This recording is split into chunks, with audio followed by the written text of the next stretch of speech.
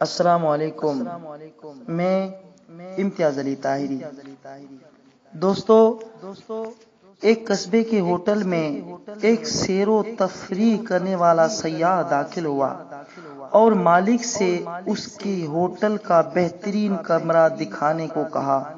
مالک نے اس کو بہترین کمرے کی چابی دے دی اور کمرہ دیکھنے کی اجازت دے دی۔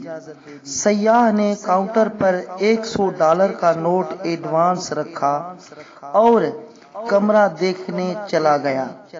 اس وقت قصبے کا قصائی ہوٹل کے مالک سے گوشت کی رقم لینے آ گیا۔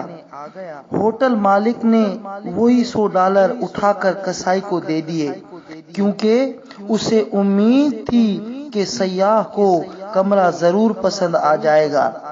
قصائی نے $100 لے کر فوراً یہ رقم اپنے جانور سپلائی کرنے والے کو دے دیے۔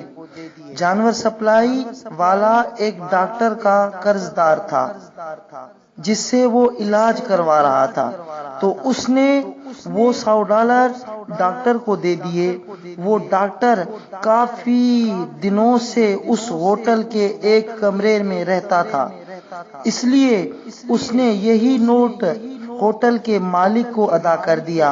وہ $100 کا نوٹ کاؤنٹر پر ہی پڑا تھا کہ کمرہ پسند کرنے کے لیے سیڑھیاں چڑھ کر گیا ہوا سیاح واپس آ گیا اور ہوٹل کے مالک کو بتایا کہ مجھے کمرہ پسند نہیں آیا۔ یہ کہہ کر اس نے اپنا $100 کا نوٹ اٹھایا اور چلا گیا۔